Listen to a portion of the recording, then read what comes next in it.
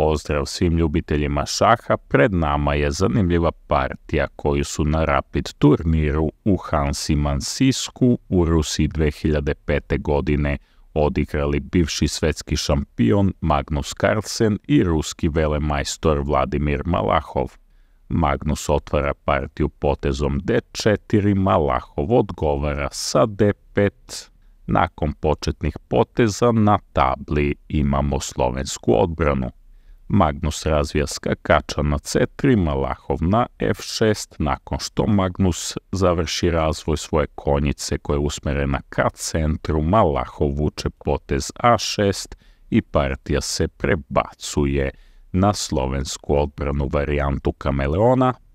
Ideja ove varijante i glavna linija u njoj jeste da crni što pre razvije belopoljca na G4, čime prestaje da štiti svog pešaka na polju B7, ali to želi da uradi pre nego što Magnus dovede damu na B3 i napadne nezaštićenog pešaka, jer bi tada crni u nastavku imao odgovor B7, B5. Drugi, nešto ređi nastavak na ovoj poziciji za crnog jeste da uzme pešaka na C4, a zatim da se zaštiti igrajući B7, B5. Magnus u nastavku partije igra E3 belopoljcem štiteći svog pešaka, ne dozvoljavajući crnom da nastavi partiju uzimanjem na C4. Ostaje mu dakle ona prva i glavna opcija da dođe belopoljcem na G4, ali umjesto toga crni vuče potez G6. Ovo je svojevrstan hibrid varijante kameleona i varijante šlehtera. Po svemu sudeći crni želi na vreme da rokira. Oba igrača sada razvijaju svoje lovce spremajući se da rokiraju da bi na 7. potezu obojica rokirali na kraljevom krilu. Usledio je potez dama B3. Magnus sada napada pešaka na B7 ne dozvoljavajući belopoljcu da dođe na G4. Stoga se crni odlučuje za razmenu pešaka na polju D4. Crni ovom razmenom belom predaje centar, u nastavku vuče potez B5, trudeći se da istisne belopoljca koji se povlači nazad na B2.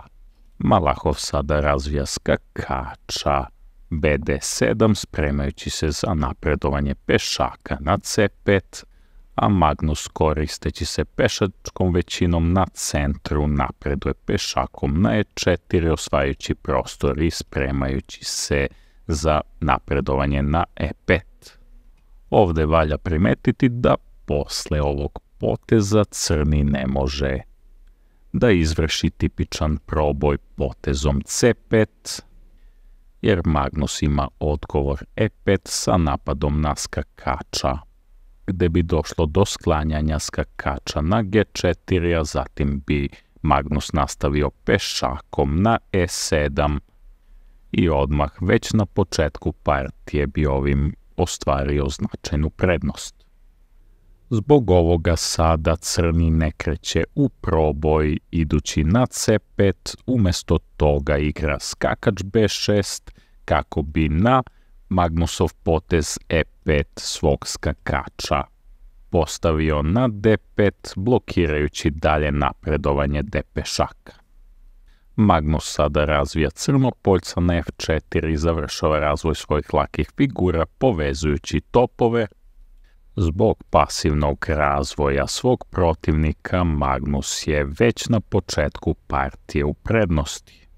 Crni sada igra belopolja C6 sa napadom na damu koja se povlači na C2.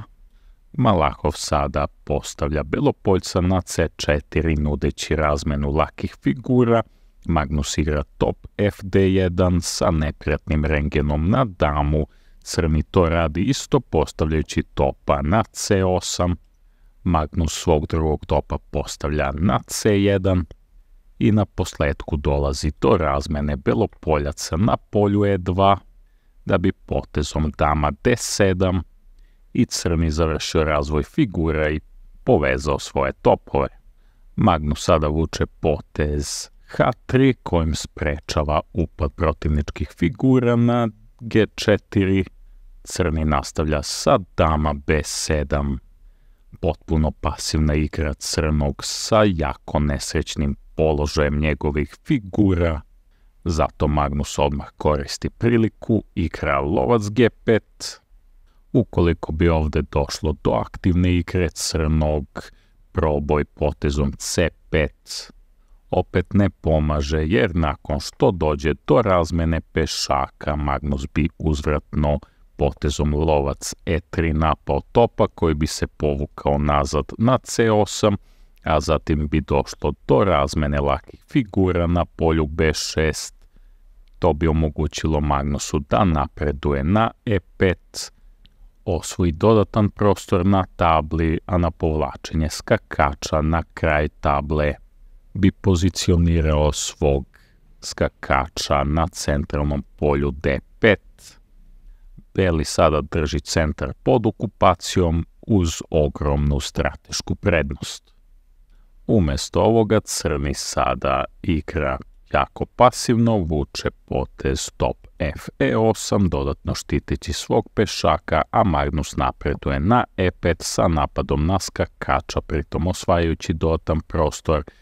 Skakač se povlači na D5 da bi Magnus centralizovao svoju konjicu na E4, ne dozvoljavajući napredovanje crnom na C5.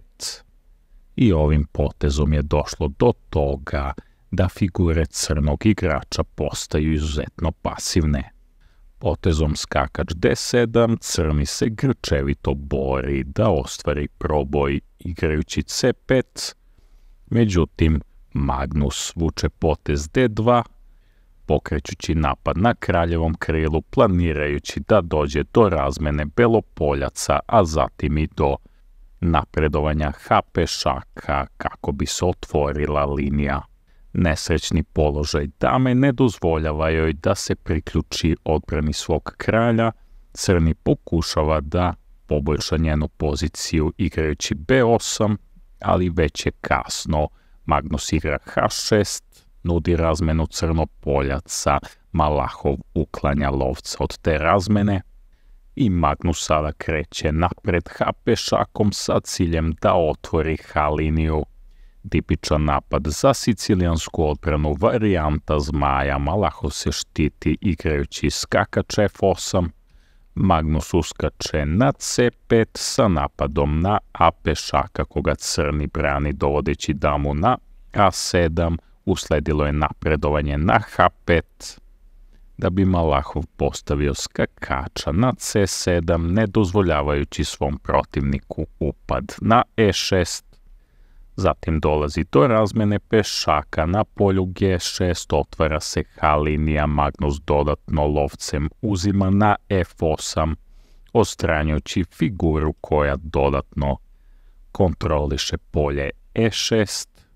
Malahov uzvratno uzima topom, a dama upada na H6 sa pretnjom postavljanja skakača na G5 i matom u narednom potezu.